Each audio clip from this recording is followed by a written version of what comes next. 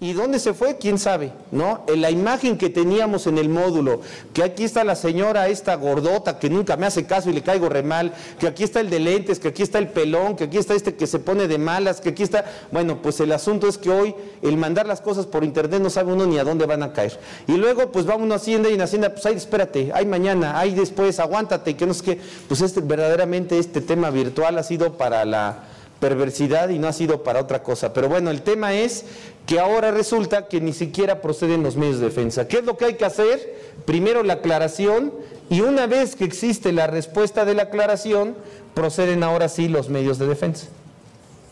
Eso es lo que dice este criterio. Entonces, usted presente la aclaración en el momento que se le antoje, pero después del momento en que se le antoje, la autoridad tiene 3 días que cuentan a partir del momento en que se le antoje a la autoridad para resolverle su aclaración, y ya una vez resuelta, pues ahora sí ya puede usted interponer un medio de defensa. Eso es lo que dice esta jurisprudencia del artículo 17H del Código Fiscal, lo cual es totalmente contradictorio, porque entonces ahora hay que ir pensando en que este criterio que está haciendo mención, pues es verdaderamente contrario hasta los propios criterios de la propia Corte, porque ya después, si gustan, lo ven ustedes ahí con calma en esta parte que estamos comentando, pero en esta parte, por ejemplo, en estos 2 criterios que vamos a comentar, ¿no? Habla de que si una instancia está prevista en un reglamento, esos recursos, esas instancias no se tienen que agotar previamente. Si están previstas en un reglamento, pues no se tienen que agotar previamente, se puede promover un medio de defensa ordinario. Aquí ponen el ejemplo del recurso de inconformidad.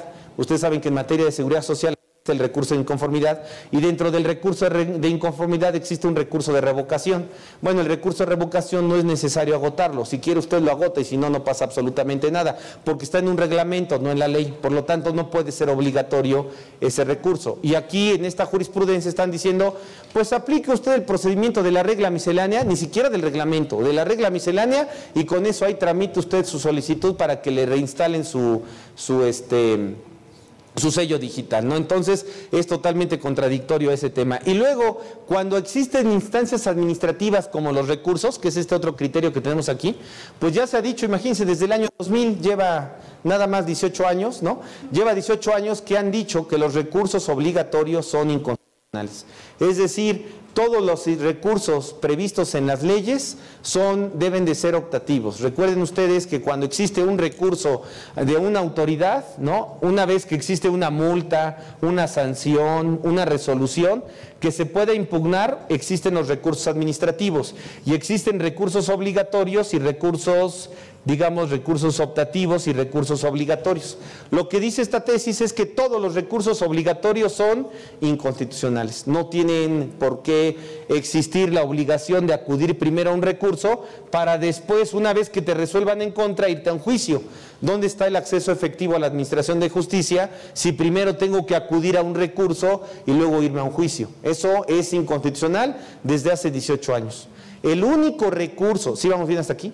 El único recurso que se ha declarado, por lo tanto, obligatorio, porque entonces con esta jurisprudencia dijeron, modificamos todo, ya no va a haber a nivel federal, recursos obligatorios, todos los recursos van a ser optativos, ya no va a haber recursos obligatorios.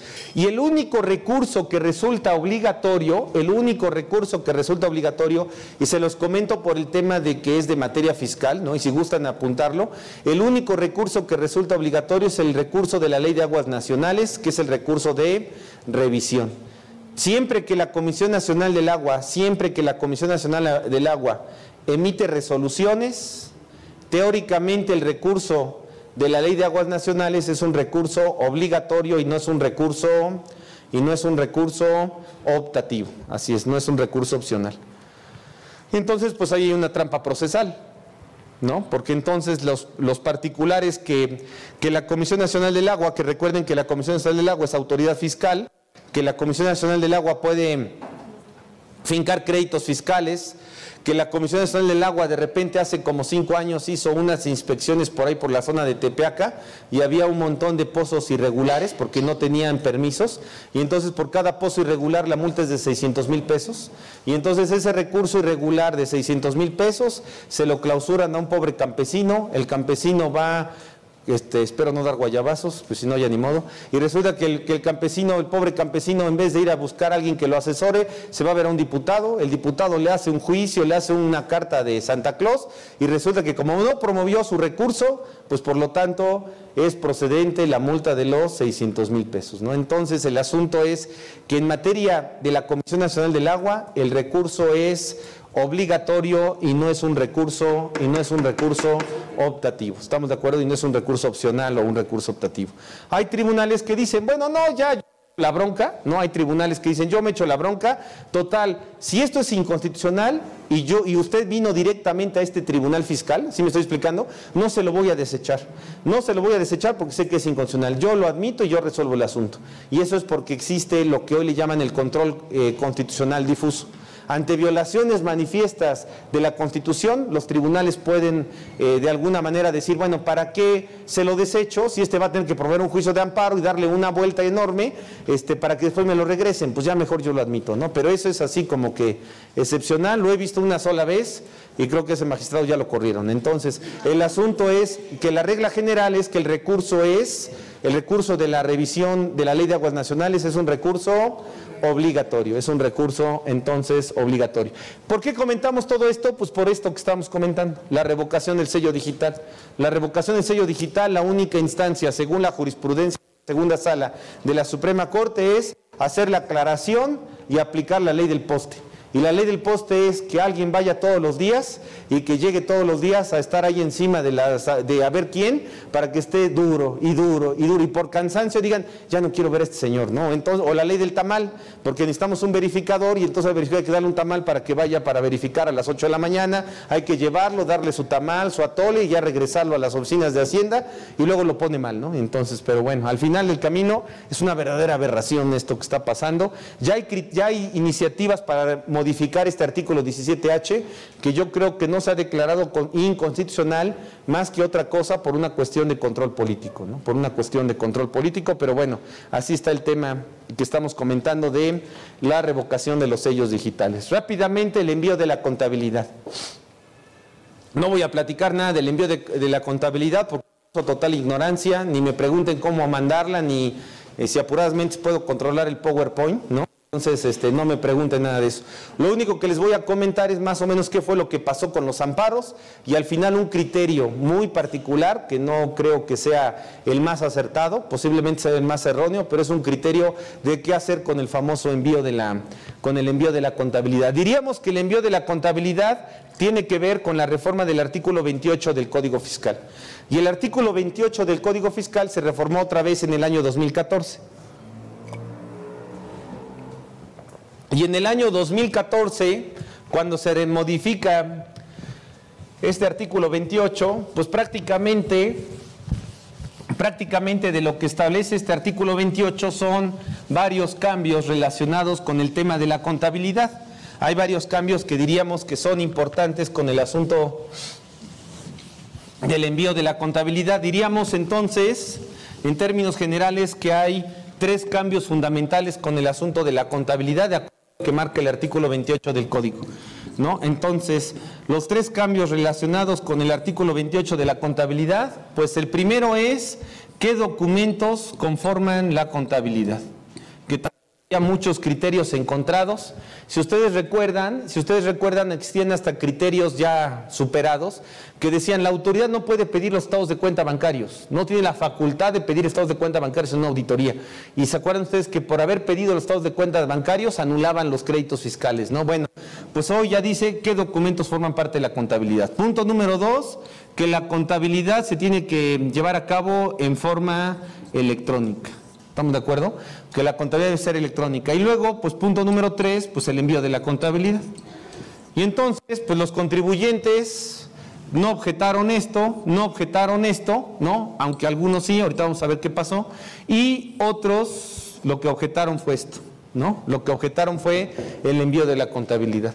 Y entonces, en el año 2014, pues resulta que en el año 2014 algunos promueven sus amparos, porque acuérdense que decía que solamente las personas morales iban a enviar la contabilidad en 2014. Y entonces en 2014 se amparan algunas personas morales, se vuelve un relajo el asunto de cómo enviarla, prórrogas y prórrogas y prórrogas, hasta que al final, Ley de Ingresos, artículo 22, si gustan apuntarlo, artículo 22 de la Ley de Ingresos de 2015, dice, ya no vamos a pedir la información de 2014, no obstante que entraba en vigor en 2014, no sé si me estoy explicando. El artículo 22 de la Ley de Ingresos, o sea, nada que ver con el Código Fiscal, por eso lo digo, un desorden que tenemos en todo, ¿no? La Ley de Ingresos en el artículo 22 dice, bueno, vamos a hacer, de eso que hace ahí, que por ahí están diciendo del Código Fiscal, del envío de la contabilidad, de eso que están diciendo, yo digo Ley de Ingresos, artículo 22, que empezamos en el año 2015. Y entonces ya en el año 2015 enviamos todos la contabilidad. ¿Y eso qué permitió? Pues los que no se ampararon en 2014, se ampararon en 2015. Y entonces si se habían amparado poquitos en 2014, pues ahí va toda la bola en 2015. Algunos dicen que se ampararon 170,000, otros 200,000, pero 200,000 contribuyentes de 55 millones de contribuyentes, pues no es absolutamente nada. Pero mientras eso sirvió para que se colapsara el Poder Judicial, y entonces el Poder Judicial dijo, bueno, a ver, espérense tantito, lo que vamos a hacer con la nueva Ley de Amparo de 2013, abril de 2013, con la nueva Ley de Amparo de abril de 2013, artículo, si quieren ustedes citarlo, porque eso es importante, que es un cambio importante en la materia de amparo. El artículo 148 de la Ley de Amparo ahora permite la suspensión de las leyes, de los efectos de las leyes que consideremos inconstitucionales. No sé si me estoy explicando. Cuando se promueven amparos contra leyes, la regla general es que promueves tu amparo contra una ley, pero tienes que seguirla cumpliendo. No sé si me estoy explicando. En cambio, con este artículo 148 de la Ley de Amparo, pues permite que si usted considera que hay una ley que es inconstitucional, promueve usted el amparo y solicita usted que se suspenda el efecto de la aplicación de esa ley, cosa que no existía en la ley de amparo anterior de abril de 2013. Y entonces los contribuyentes pues aprovecharon el viaje, los que promovieron en 2014, los que promovieron en 2015 y tal, y entonces la Corte pues tuvo que definir y dijo, bueno, para la suspensión provisional, lo que vamos a hacer es que efectivamente, pues todos los que se hayan amparado contra el envío de la contabilidad, pues entonces procede, los que se hayan amparado contra el envío de la contabilidad, pues entonces procede la suspensión provisional y luego dijo procede la suspensión definitiva. ¿Qué significa? Que mientras no resuelvan el juicio de amparo, a ustedes ni los molestan, a nadie los va a molestar si es que promueven el amparo contra el envío de la contabilidad, y entonces ahí está el criterio de la suspensión provisional y la suspensión definitiva. No los va a molestar la autoridad, y como no los va a molestar la autoridad, es más, todo aquel que se amparó contra el envío de la contabilidad, como estamos en miércoles de plaza, entonces también se va a suspender el asunto del buzón tributario. Entonces, también el buzón tributario ni los vamos a molestar, ¿no? Porque hoy, desafortunadamente, estamos jugando como porteros en dos porterías, ¿no? El portero nada más portería en una. Bueno, pues hoy los pobres contribuyentes tienen que parar en una e irse a correr a parar en la otra, porque las notificaciones pueden ser personales y pueden ser por buzón tributario. ¿De qué depende? Otra vez de la discrecionalidad de la autoridad. Entonces, un día te manda las cosas por buzón tributario y otra vez te la manda por notificación personal. Entonces, parece como portero que tiene que estar de un lado y luego correr y estar en el otro, ¿no? Y ustedes saben cómo los particulares se han equivocado con el tema del buzón tributario, ¿no? Nos han tocado ocasiones, ¿y a quién le toca abrir el buzón tributario? No, pues a usted, no, pues a usted, no, pues a mí, no. Ves que renunció y ya no lo abrió. Sí, no, ya no lo abrió, ya están embargando, ¿no?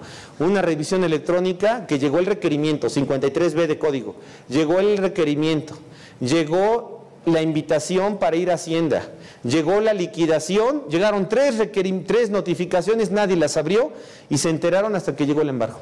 Entonces el asunto es Pues el asunto es que el tema del buzón tributario también, lejos de que esté dando seguridad jurídica, es exactamente lo contrario, ¿no? Está generando mayores arbitrariedades. Pero bueno, todo aquel que se haya amparado, pues resulta que no se le va a obligar sobre el envío de la contabilidad. Y hubo algunos que dijeron, bueno, pues entonces aprovechando el viaje, pues voy a decir que me amparo por el envío de la contabilidad y también por la contabilidad electrónica. No quiero llevar la contabilidad electrónica, la quiero llevar manual, ¿no? Y entonces dijeron, no, pues ya eso ya es una barbaridad, esto ya no se vale, ¿no? Entonces te puedes amparar contra esto, pero no te puedes, y otorgar la suspensión, perdón, procede la suspensión contra esto, pero contra esto de llevar la forma electrónica, pues eso no se vale. No sé si me estoy explicando. Eso sí lo tienes que hacer porque a lo mejor la autoridad, pues ya no te va a pedir que envíes la contabilidad, pero sí te puede mandar una auditoría, y pues en la auditoría necesitas llevar la documentación, bueno, la contabilidad en forma electrónica, ¿estamos de acuerdo? Entonces, salvo esa situación, pues así es como lo vamos a ejercer en ese orden de ideas. Se presentan los amparos en 2014, 2015, otros contribuyentes hasta 2016, ¿no? Otros contribuyentes hasta 2016. Y entonces, si ustedes gustan apuntar, agosto de 2016, ¿no? Que bueno, no las puse aquí porque si no nos vamos a poner muy tristes. En agosto de 2016 la Corte resuelve sobre el envío de la contabilidad. ¿Qué decían los contribuyentes? Porque era inconstitucional. Bueno, ustedes mejor que yo lo saben, que el enviar la contabilidad pues violaba el derecho a la libertad de empresa, el derecho a la libertad de trabajo, ¿no? El derecho de libertad en un Estado liberal, porque teóricamente México es un Estado liberal, ¿estamos de acuerdo? O en un Estado social de derecho, que es de otra posición, pero que finalmente en un Estado donde existen las libertades, pues tendría que haber la posibilidad de que no estén enviando la contabilidad permanentemente, porque la contabilidad enviada permanentemente, pues es una revisión permanente, que no sabemos ni en qué momento ni a qué hora nos iban a estar revisando, ¿no? Entonces el asunto es que, pues eso contravenía la seguridad jurídica de los particulares, que el derecho a la libertad y el derecho a la libertad de empresa y a la libertad de trabajo, que están en el artículo 5 de la Constitución, pues si se contravienen esas dos disposiciones, pues entonces el mismo Estado se ve perjudicado porque no existe crecimiento económico del Estado. Necesitamos un derecho a la intimidad, un derecho a la privacidad, y ese derecho a la intimidad y el derecho a la privacidad es el que impulsa el derecho a la libertad. Porque si restringimos las libertades de pensamiento, la libertad de cátedra, por ejemplo, la libertad del ejercicio de nuestras profesiones, pues entonces los estados no se desarrollan. Pues no obstante todo ese rollo, ¿no? No obstante todo ese rollo, pues la Corte en agosto de 2016 declaró constitucional el envío de la contabilidad. ¿Viola el artículo primero, derecho de autonomía? No. El de intimidad tampoco, el de privacidad tampoco, libertad de empresa menos, de trabajo tampoco, la seguridad jurídica no se viola, es un acto de molestia permanente, no es cierto, es una sanción tampoco, etcétera, etcétera, etcétera, y resulta que, pues digamos que el envío de la contabilidad se declaró constitucional desde agosto de 2016. Pero con los contribuyentes se ampararon y entonces dijeron, bueno, pero vamos a darles un poquito de chance, o no sé si es complicar más la existencia de las personas. Y entonces dijo, vamos a darles chance y vamos a decir que se declara inconstitucional el artículo 53B, del Código Fiscal, que habla de las revisiones electrónicas. Entonces, el artículo 53B de 2014 se declara inconstitucional. ¿Estamos de acuerdo? Pero estamos en agosto de 2016, y en agosto de 2016, cuando se declara inconstitucional esto, pues entonces corren, ¿no? A la Cámara de Diputados, y en la Cámara de Diputados presentan una reforma al artículo 53B, y el artículo 53B sale reformado en el año 2017. No sé si me estoy explicando. Y este artículo 53B habla de las revisiones electrónicas. Entonces los contribuyentes se ampararon y ganaron el amparo por la revisión electrónica, pero contribuyentes que se ampararon en 2014 y 15, que de acuerdo a la suspensión que les otorgaron, pues no les iban a mandar una revisión electrónica porque ni les iban a pedir el envío de la contabilidad. No sé si me estoy explicando. Entonces declaran inconstitucional un artículo que nunca se ha aplicado. Y entonces, como declaran inconstitucional un artículo que nunca se ha aplicado, cuando saben que se declara inconstitucional, para que vean la demagogia división de poderes de este país. Entonces resulta que modifican el 53B y van corriendo al Congreso, y en el Congreso dicen reforma al artículo 53B. ¿Qué está mal? Pues está mal que no existe una liquidación y que no le dan plazo de tal. Ah, sale, lo corregimos. Y en 2017 corrigen el artículo 53B.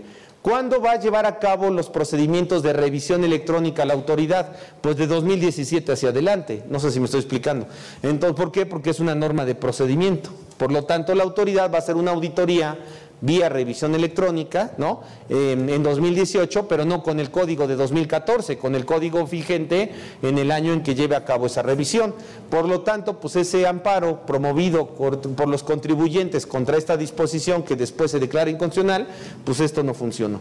No sé si me estoy explicando, o bueno, o por lo menos es estéril, vaya, no tiene ningún efecto que tuviéramos que tener en cuenta. Y luego dice, bueno, pero también para que no digan que somos medio gachos, hay un anexo 24, que ese anexo 24 viene como que en inglés, y como no sabemos ni siquiera pronunciar McDonald's, ¿no? Entonces, pues como viene en inglés y el idioma aquí en México es el español o castellano, como quieran llamarlo, pues esto también es inconstitucional. Y como esto es inconstitucional, pues entonces que se declare que no tiene validez. Y entonces la autoridad va corriendo y saca otro anexo 24, edición 2017, noviembre 2016.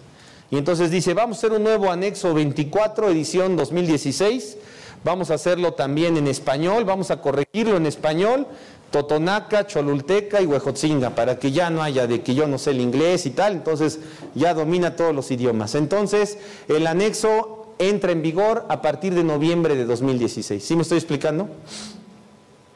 Diciembre de 2016 la regla miscelánea fiscal. Diciembre de 2016 sale la regla miscelánea fiscal y dice la regla miscelánea fiscal 2016 dice, todo aquel, dice una regla por ahí, no me acuerdo, 3.1416, creo que es la regla, y entonces dice por ahí, regla 3.1416, resulta que todos aquellos que no han presentado sus avisos, que no sabían, perdón, sus envíos de contabilidad, que no sabían, que no se han enterado, que se ampararon, que tal, todos aquellos no les vamos a hacer nada si lo presentan el 30 de abril de 2016. ¿Sí me estoy explicando?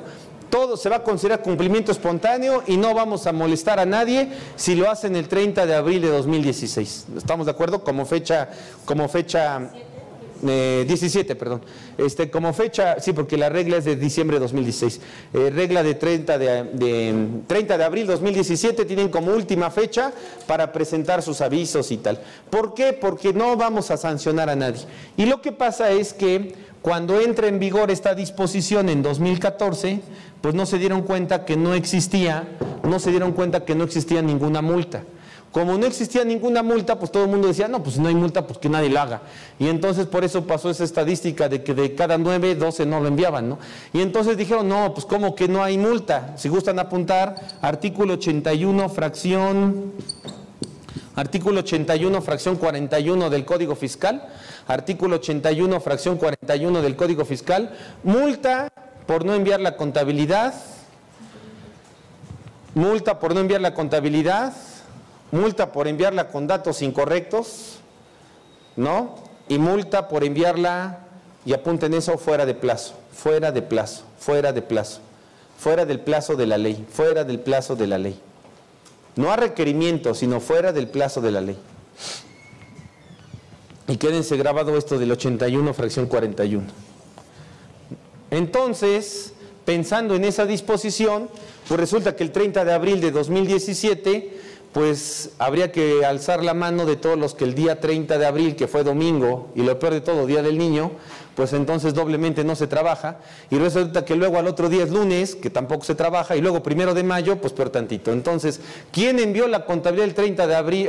¿Quién envió esto? Nadie. ¿Cuándo? Nadie, nunca, jamás, y se acabó. Entonces, esto fue una letra totalmente muerta, ¿no? Por ahí habrán 5 o 6 que ya se murieron, que enviaron la contabilidad, pero de ahí en fuera nadie mandó nada, nadie le hizo caso y ahí se quedó. Y entonces, pues el problema ahora es que ante todo esto, ¿qué vamos a hacer con el envío de la contabilidad? Bueno, pues si nosotros nos seguimos con el artículo 81, para todos aquellos que no han enviado la contabilidad, para todos aquellos que no se ampararon, para todos aquellos que no saben ni siquiera si lo envían o no lo envían, y toda esa incertidumbre que se ha generado, pues diríamos, ¿qué hacemos con el envío de la contabilidad?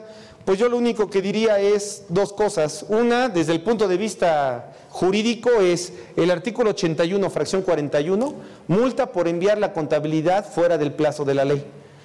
Si no lo mandé en enero, febrero, marzo, abril, mayo, junio de 2016, 17 y lo que va de 18, pues échenle 5,000 pesos por cada mes, ¿no? 5 por 12, por quién sabe cuántos, ¿no? Entonces ya sabrán ustedes cuántas multas les pueden llegar por enviar la contabilidad fuera de plazo. Punto jurídico. Y punto de vista, digamos, sociológico es, en este país, el que se quiere enderezar, aparece más chueco que no. Entonces todos los árboles chuecos que queremos enderezar se secan. Entonces el asunto es, ¿qué hay que hacer? Pues absolutamente nada, ¿no? ¿Por qué? Porque el problema es que si lo mandan, habría que pensar si no la computadora misma genera las multas, porque ni siquiera hoy ya nadie abre un archivo o un expediente para poderse investigar las cosas, ¿no? Pues hoy las computadoras sueltan los requerimientos, mandan los avisos, mandan las multas, etcétera. Si de repente mandan ustedes un montón de, ¿cómo se llama?, de envíos de contabilidad, pues habría que ver si no se generan toda esta bola de multas que se están imponiendo, ¿no? Artículo 81, fracción 41. ¿Estamos de acuerdo? Pero si sanciona, ¿sí vamos bien hasta aquí? Pero si sanciona por el envío de la contabilidad fuera de plazo, entonces cualquiera podríamos comentar, ¿y entonces qué pasó? ¿Y entonces qué pasó con el artículo 73? ¿Qué pasó con el artículo 73 del Código Fiscal? El artículo 73 dice una cosa y el artículo 81, fracción 41, dice otra. Pues entonces, ¿a quién le hacemos caso? ¿Al 73 o al 81? Pues la máquina de Hacienda, pues ¿a quién le va a hacer caso? Pues la máquina le va a hacer caso al 81. ¿Estamos de acuerdo? Y el particular que va a decir, pues aquí hay cumplimiento espontáneo, pues resulta que va a decir pues el artículo 73. Lo cual finalmente se tendría que resolver en un medio de defensa. Y en ese medio de defensa tendrían que decir las autoridades, ¿sí me siguen?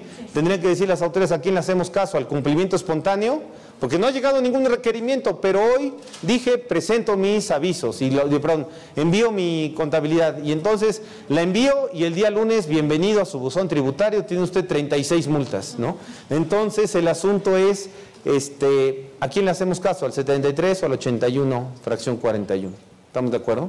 Ese es el problema que existe con el tema del envío de la contabilidad. Según dicen las malas lenguas, que presentaron una iniciativa por ahí de un partido amarillo, que iba a presentar una iniciativa para decir que iban a quitar, que se regulara en la ley de ingresos para 2018, que se regulara en la ley de ingresos, pues una calendarización para el envío de la contabilidad para regularizar a todo mundo, y bueno, pues dijeron que no, que porque iban a sacar una regla miscelánea. Al final, acuso ignorancia si hay una regla miscelánea que diga algo de eso, pero finalmente no ha salido absolutamente nada y hay más incumplidos, ¿no?, en todo este tema que los cumplidos. Lo importante ahorita es que por cada requerimiento, aviso, invitación, requerimiento, aviso, multa, etcétera, pues cuando llegue la aplicación de esto, ¿no?, si gustan apuntarlo, contra ese requerimiento procedería un juicio de amparo y en ese juicio de amparo tendrían que aplicar pues estas jurisprudencias que estamos comentando, es decir, la suspensión del envío de la contabilidad. No sé si me estoy explicando. Entonces, si llega algún requerimiento formal respecto a este tema, pues podrían tener la posibilidad, no que se gane el asunto, pero por lo menos que les dé ahí un poquito de aspirina para ganar tiempo en lo que ven que resuelven, ¿no? Pero finalmente el asunto es que quedó todo con mayor incertidumbre con lo que teóricamente debió haber sucedido con el tema del envío de la contabilidad. ¿Estamos de acuerdo? Siguiente punto de las facultades de gestión, los requerimientos, ¿no? Siguiente punto, los requerimientos, las prevenciones, la verificación y las invitaciones. Estamos hablando de, entonces, en términos generales, de lo que vienen siendo las facultades de gestión de la autoridad. Ya comentamos un poquito así a grandes rasgos la revocación del sello digital, ya comentamos un poquito el envío de la contabilidad y diríamos, antes de tomar el receso, hablamos aquí una parte introductoria y tomamos un descanso. Hablaríamos de los requerimientos, artículo 41 del Código, hablaríamos de las prevenciones del 41A, verificación 41B y las invitaciones del 42A del Código.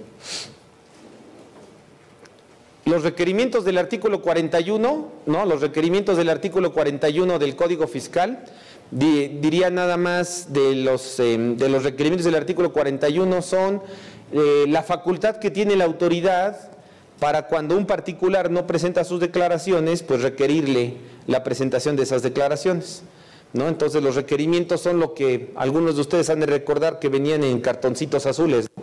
Esos cartones azules que ya preveían la corrupción, porque venían precisamente en cartón azul y cerrados. ¿Se acuerdan que hasta venían con una pestaña que había que abrir? ¿Por qué? Pues porque la misma autoridad le tiene miedo a sus propios funcionarios, porque si un notificador tiene el requerimiento y viene al domicilio fiscal y entonces dice, oye, aguas porque traigo un requerimiento de la DIO de enero, te dejo el citatorio y mañana tienes toda la noche para presentarlo y ya mañana pues ya lo tienes solventado, yo te lo notifico y ya no hay multa, no sé si me explico. Bueno, pues venían los cartoncitos azules precisamente para que ni el notificador supiera lo que iba a notificar, ¿no? Bueno, pues esos cartoncitos azules hoy los mandan por buzón tributario, ¿no? Hoy los notifican, la regla general es que lo mandan por buzón tributario para que no tengan contacto con el particular, pero era precisamente por eso. ¿Cuánto le cuesta la corrupción al país? Pues esos números que ponen, yo creo que esos cartoncitos, todos así con la cosa esa para quitarlo, y eso pues van a ser carísimos, ¿no? Y era precisamente previendo de la corrupción que se daba en esos casos. Requerimiento del artículo 41, fracción primera del Código Fiscal, ¿no? Los requerimientos por no presentar por no presentar declaraciones, el requerimiento era para que el contribuyente presente las declaraciones. Y el artículo 41 del Código, establece que la autoridad manda un requerimiento y le imponen una multa particular. Si gustan apuntar la multa, artículo 81, generalmente la fracción primera, ¿no? Artículo 81, fracción primera del Código Fiscal. Y entonces, si no requieren al contribuyente, requieren al contribuyente y no lo solventa, le imponen una multa. Y entonces dice el artículo 41 del Código que pueden mandar hasta 3 requerimientos por cada obligación. Y entonces los contribuyentes pues les mandan 3 requerimientos para ver en cuál de esas cumple, y si es incumplido en esos 3 requerimientos, pues le imponen sus 3 multas por esos requerimientos que nunca fueron solventados. ¿Estamos de acuerdo? Pues resulta que la materia penal fiscal que estábamos comentando al principio, los mayores casos de asuntos penales fiscales tienen que ver no con defraudación fiscal, no con elusión fiscal, no con los delitos del artículo 110, 111 del Código Fiscal. Los mayores casos de delitos que tienen que ver con la materia fiscal, si gustan ustedes apuntarlo, artículo 178 del Código Penal.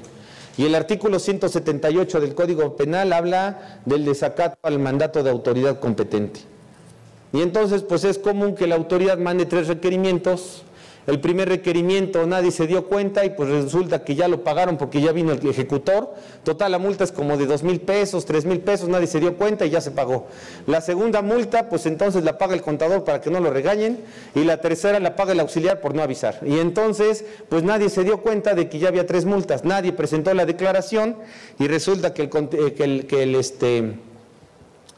después pues llega un citatorio, o después ya llegaban y el dueño de la empresa iba a dejar a sus chamacos a la escuela y luego ya no regresaba a su trabajo porque lo mandaban al juzgado de distrito en una patrulla y bueno, y pues entonces los castigaban por desacato a mandato de autoridad competente. El mayor número de delitos tenían que ver con el artículo 178 del Código Penal. Todo por no prever el solventar esos 3 requerimientos. ¿Sí estamos de acuerdo? Que diríamos, si gustan leer el artículo 41, fracción segunda, último párrafo, habla precisamente de eso, ¿no? Si van 3 requerimientos y no me hace caso, pues ya le damos vista a la autoridad competente por desacato a mandato de autoridad de autoridad que fue omiso el particular en solventar 3 requerimientos. Y entonces, esos 3 Y entonces el artículo 178 del Código Penal pues no establece una sanción de pena de prisión, establece, tengo entendido, que hasta 180 días de trabajos a la comunidad. Entonces hay que estar ahí pintando guarniciones, dando clases de catecismo, de fiscal o de lo que fuera, 180 días, ¿no? Entonces, y algunos lo conmutan y entonces decimos, mejor lo conmuto. ¿Cuánto cuesta? Pues 5,000 pesos, 7,000, pues pagamos 7,000 pesos de cabo. Pero pues para eso ya se imaginarán toda el viacrucis que se aventaban por esa tontería, que era una falta simplemente de prevención, ¿no? Pero bueno, artículo 41, fracción primera y fracción segunda. Y luego dice la autora, bueno, pero no es nada más eso, y esa es la parte más importante. No es nada más esto, sino que también el requerimiento, si existen 3 requerimientos y no son solventados, pues entonces la autoridad puede tener la facultad de determinar presuntivamente el impuesto que le fue requerido y que pasaron 3 requerimientos y fue omiso el particular. No sé si me estoy explicando. Le pedimos enero de 2015 y no me hace caso, primera vuelta, segunda vuelta, tercera vuelta. ¿Sabes qué? Como no me haces caso, pues yo digo que enero 2015 me debes X pesos. No sé si está quedando claro. La determinación presuntiva del artículo 41, fracción segunda del Código Fiscal.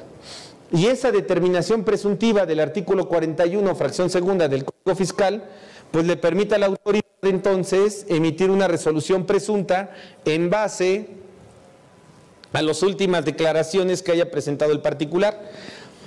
De las últimas declaraciones que haya presentado, pues entonces la autoridad le determina el impuesto sobre la que resulte de las últimas declaraciones, la que resulte mayor, así es la de cantidad o de la cuantía mayor. ¿Estamos de acuerdo?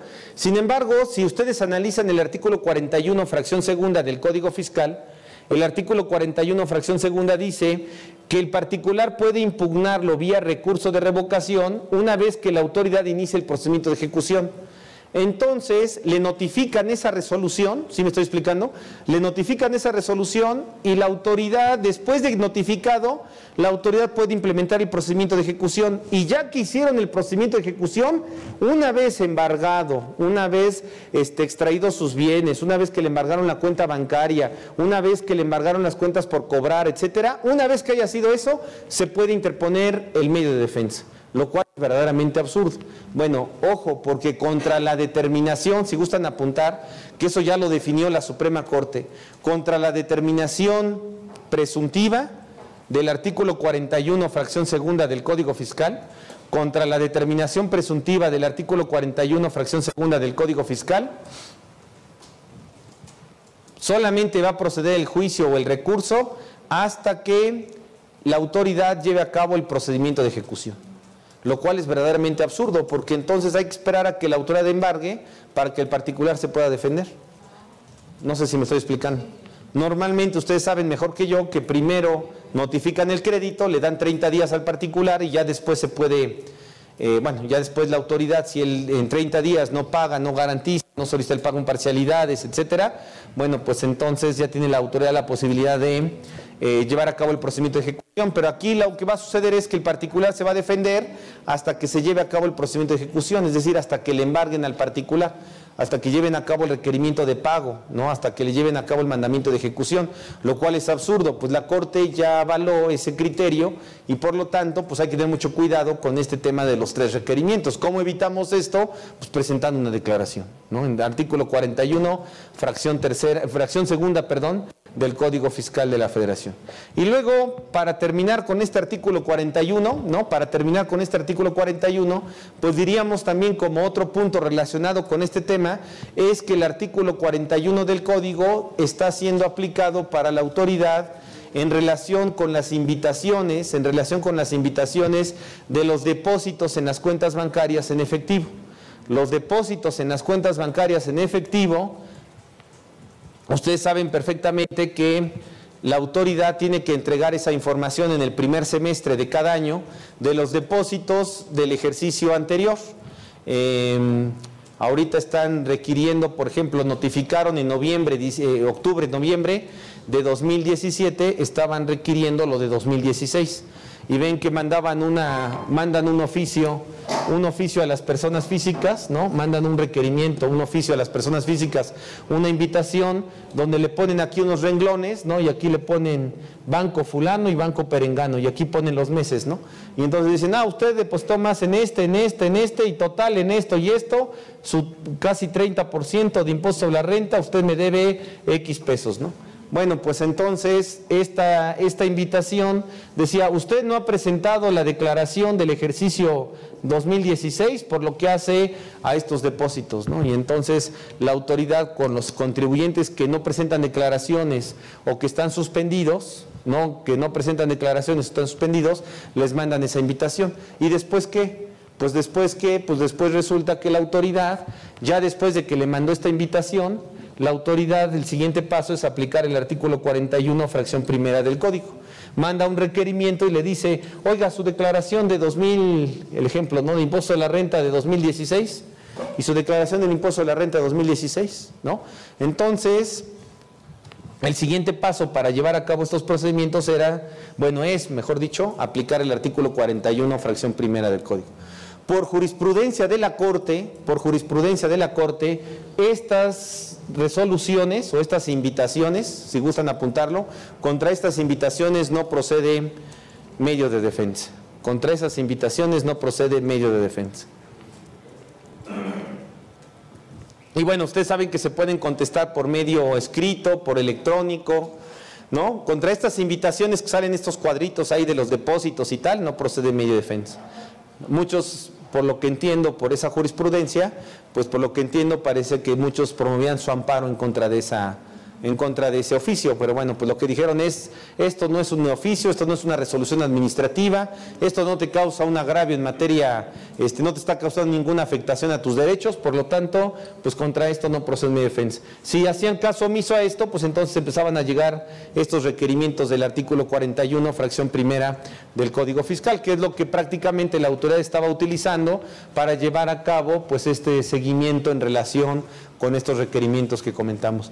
Anteriormente los particulares pues lo que impugnaban era la notificación, hoy si entra por buzón tributario pues ya es mucho más complejo el tema de poder decir la notificación es ilegal, ¿no? Con sus salvedades, ¿no? Que ya comentaremos, pero finalmente pues la regla es que ya existe una mayor seguridad de la autoridad para efectos de la notificación de estos requerimientos. ¿Estamos de acuerdo? ¿Algún comentario? ¿Sí? No, es que es para los sí.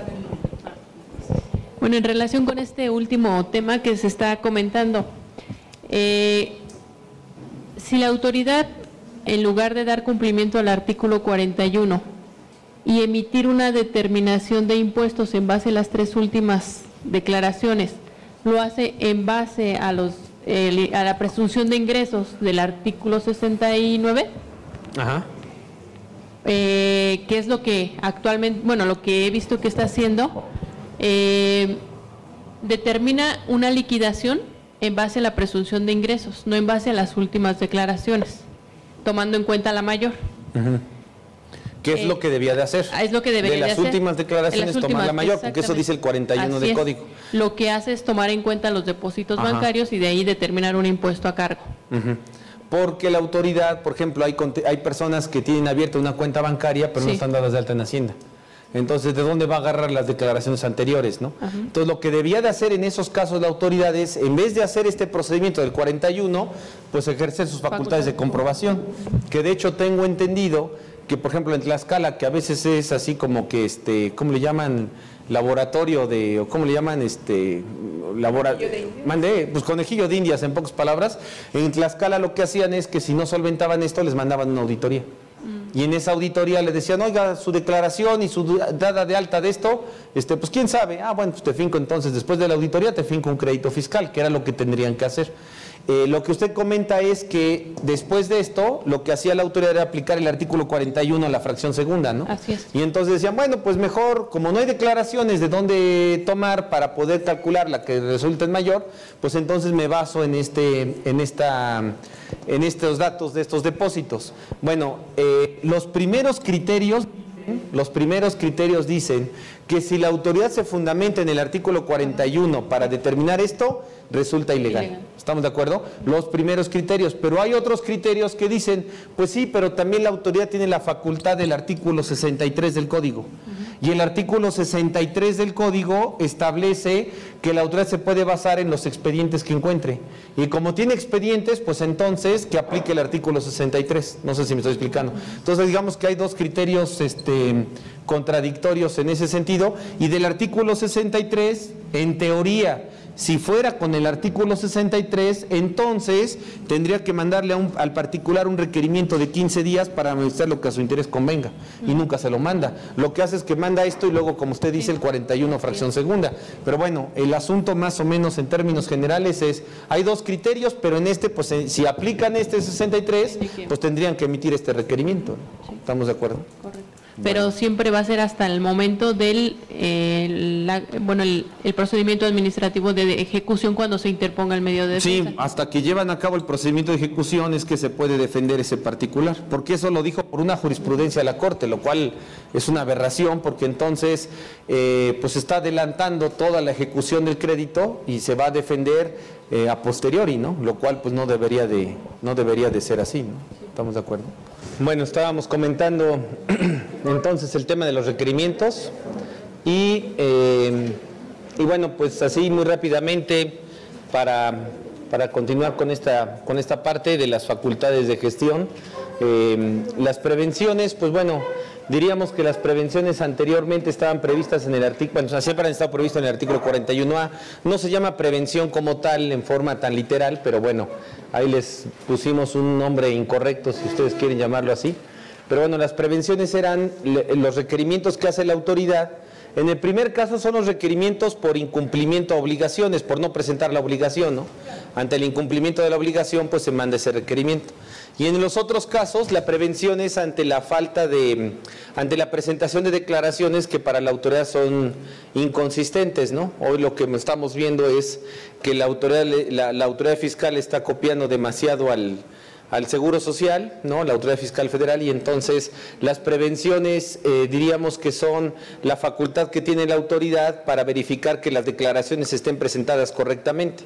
Entonces, anteriormente ustedes saben que llegaba la autoridad con un requerimiento para preguntar por qué estaba un saldo pagado de una forma o de otra.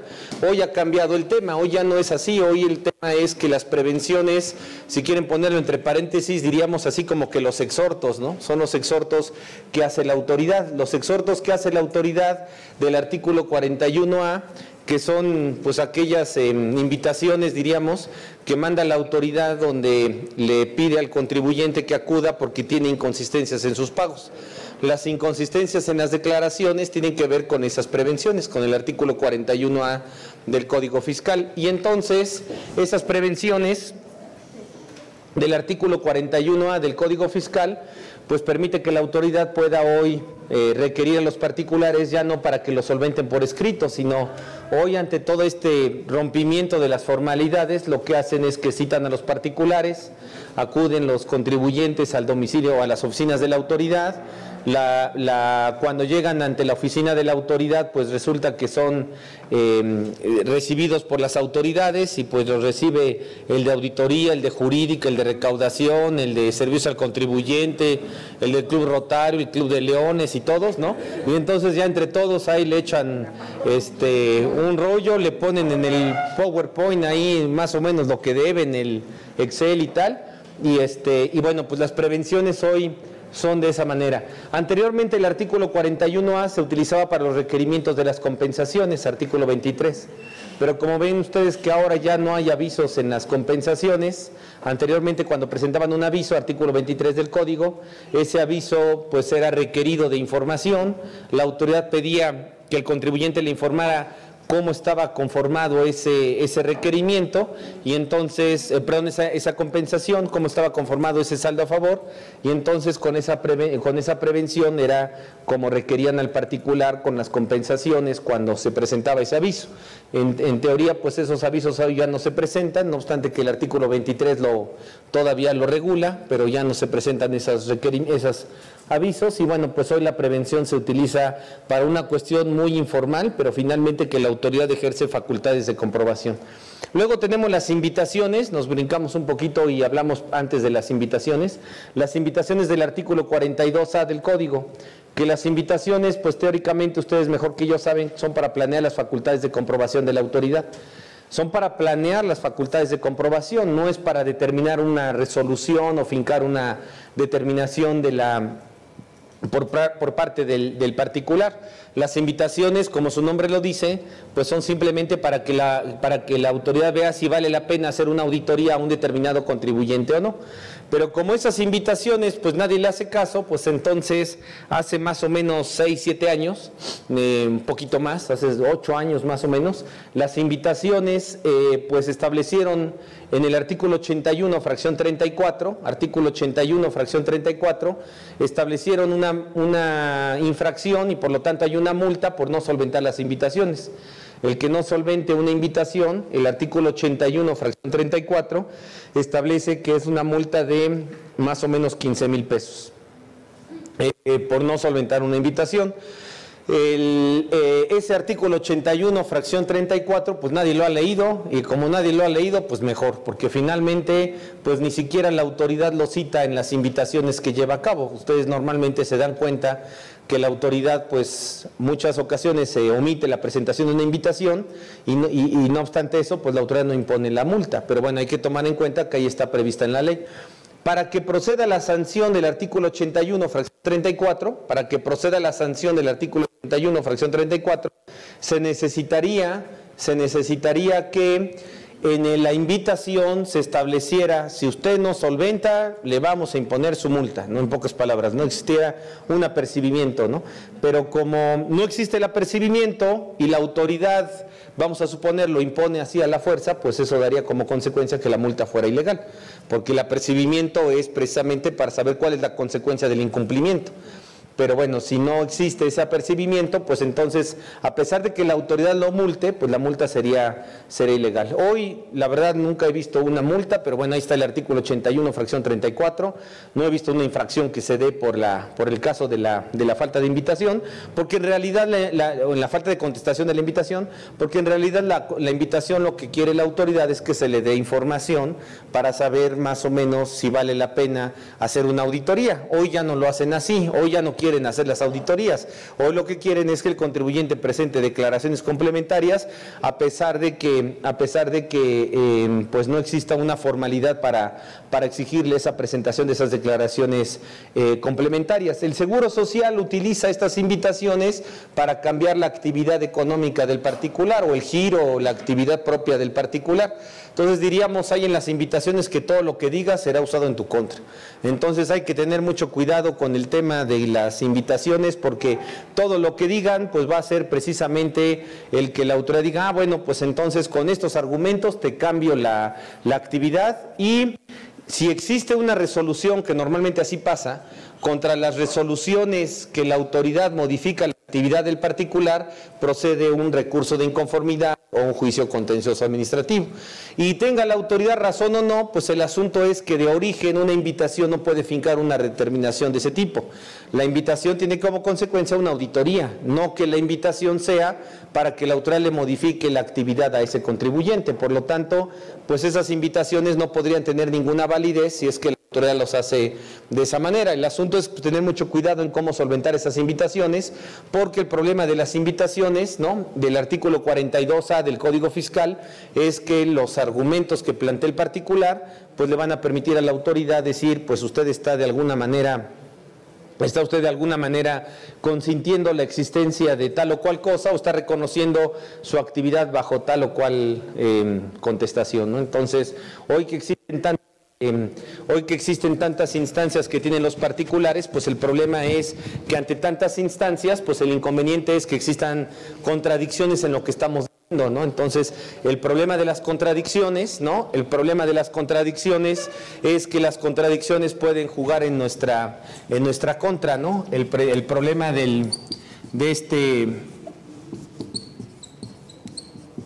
el problema de las contradicciones, si quieren apuntar ahí un término dominguero, ¿no? Estoppel, no me pregunten qué significa, pero estoppel es un principio que nace de este tema de los derechos humanos y tal, y el principio del estoppel significa que si alguna de las partes en un juicio hay contradicciones, las contradicciones no se consideran para la defensa de los particulares. Eso significa el principio del estoppel. Y ya una sala regional de aquí de México, del Tribunal de Justicia Administrativa, ya dijo que ese principio es aplicable para la materia fiscal. ¿Qué significa eso? Pues en particular significa que el particular diga, no, pues yo sí tengo una taquería y reparto los tacos en moto, ¿no? Y luego en la otra diga, bueno, pues viéndolo bien no es moto, ni tampoco es taquería, pues ni es taquería ni es moto, pero sí trabajo y vendo quesadillas y en bicicleta. No, pues por andarte contradiciendo, ni moto, ni bicicleta, ni quesadillas, ni, no sé si me explico, ¿no? Es decir, cuando existe una contradicción, no se hace caso, pues digamos, a esa contradicción y es como si se hubiera quedado sin defensa el particular. Entonces hay que tener, ¿y eso a qué se debe? A que hay tantas aclaraciones, ¿no? Si hacemos una lista, pues simplemente nada más piensen ustedes en las invitaciones, después la visita domiciliaria, luego el citatorio de la visita domiciliaria, luego la PRODECON, luego el medio de defensa que interpongan un recurso, luego el juicio contencioso. Nada más vean cuántas instancias tiene el particular diciendo cosas y entre todas estas resulta que en una de esas se contradice. Bueno, pues la contradicción anula los argumentos del particular y eso es lo que hay que tomar en consideración precisamente cuando se están solventando las invitaciones, porque las invitaciones implican pues una serie de posibilidades que tiene la autoridad, pues para que de alguna forma el particular pues tenga los argumentos o la autoridad tenga los argumentos para poderlo objetar lo que él esté planteando, ¿no? Ya habrá la oportunidad de que algún día comentemos pues algunos de estos principios, pero ya desde el punto de vista constitucional, y acuérdense que existe un principio que le llaman nemo tenetur, o la no autoincriminación, ¿no? O la no autoincriminación.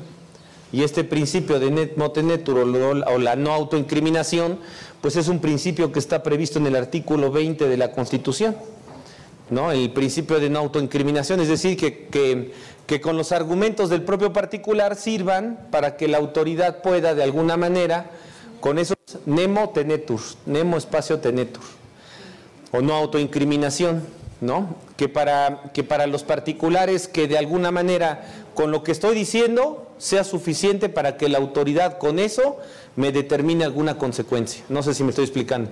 Por ejemplo, en el tema de las operaciones inexistentes, ¿no?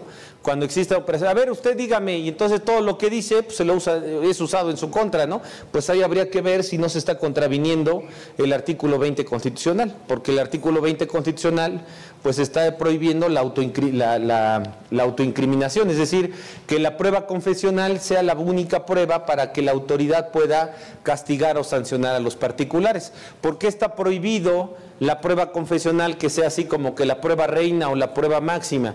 Pues está prohibido que la prueba confesional sea la prueba reina porque resulta que normalmente la confesional se saca por medio de la tortura, y la tortura puede ser física o psicológica, y ustedes mejor que yo saben que cuántos contribuyentes, ¿no? Cuántos particulares con un problema fiscal, así es, tienen problemas pues psicológicos que hasta acaban en el hospital o luego hasta andan tomando cursos los viernes en la tarde y cosas de esas. Entonces, el tema es que el principio pues habría que respetarlo, y bueno, es un tema ahí que hay que considerar en relación con el principio de la no autoincriminación y estas contradicciones que se dan cuando se presentan los escritos. Por eso esos escritos hay que contestarlos en la mejor forma posible, y la mejor forma posible es así como telegrama, ¿no? Entonces, no así como las novias despechadoras, si me quiere, no me quiere, si me quiere, no me quiere, y quién sabe si lo quiero, y entonces vamos a ver si lo quiero o no lo quiero. ¿Qué dijo? ¿Quién sabe, no? Entonces,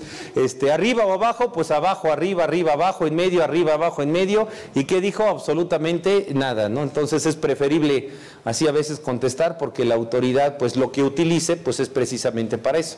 A veces pongo como ejemplo un caso que nos tocó ahí en la oficina de un contribuyente que anda repartiendo muebles, ¿no? Y anda comprando muebles por boutique o eso, y resulta que ese contribuyente pues no tiene una sala de exhibición, sino que por folletería sus telefonistas agarran el pedido, tiene sus cargadores y ya, ¿no? Y entonces dicen, oiga, ¿usted qué hace? No, pues yo vendo muebles. Ah, pues órale. A ver, hágame un croquis, descripción, ¿cómo se llama? Organigrama y tal. Y pues el otro se inspira, ¿no? Se había echado su maestría en administración de empresas y entonces se inspira ahí en el organigrama y resulta que no, pues nosotros tenemos un personal administrativo, otro de cobranza, otro de ventas y luego llegan los muebles de México a una bodega y ya después los repartimos, pero cuando llegan a la bodega pues tenemos una sección de carpintería del cual nada más tenemos un solo carpintero y ese carpintero pues le da luego llega ahí medio rayadita, pues le da su pintadita, entonces usted no es venta de muebles, usted es carpintería, ¿no? Y todo precisamente por ser tan específico en esas cosas, ¿no? Entonces, el tema es, pues a veces como que en las invitaciones dejarlas así medio abiertas, ¿no? No hay una regla así de cómo llevarlas a cabo, yo creo que es así como la tauromaquia, ¿no? Así como venga el toro hay que ver cómo lo torea uno, pero no es un tema así pero sí, por lo menos habría que considerar estos puntos que estamos mencionando. Entonces, las invitaciones del artículo 42A del Código. Y luego el tema de las verificaciones de domicilio. La verificación del domicilio, artículo 41B del Código Fiscal, ¿no? El artículo 41B del Código Fiscal que habla de la verificación de los domicilios. Y en la verificación de los domicilios diríamos que pues a veces ya se ha vuelto, mejor dicho, ya se ha vuelto un dolor de cabeza. En primer lugar, por el problema que tenemos con el asunto de que pues las autoridades están juzgando, las autoridades administrativas están juzgando, los juzgadores están creando derecho, los legisladores le pasan el trabajo al otro, y entonces, bueno, ya se volvió eso una complicación y una revoltura de todos hacen el trabajo de otros, pero no hacen su trabajo propiamente. Si vemos el artículo 27 del Código Fiscal y el artículo 10 del Código, si vemos el artículo 27 y 10, pareciera que la verificación de domicilio fiscal, ¿no? La verificación del artículo 41B, es para verificar que los datos del aviso ante el RFC pues sean correctamente presentados. Si este es el piso 4, pues ni modo que le haya yo puesto piso 5. Entonces, eso pues simplemente con una observación no tengo que juzgar nada, simplemente veo que el cambio de domicilio se hizo mal. Este no es el piso 4, es el piso 5, qué sé yo, ¿no?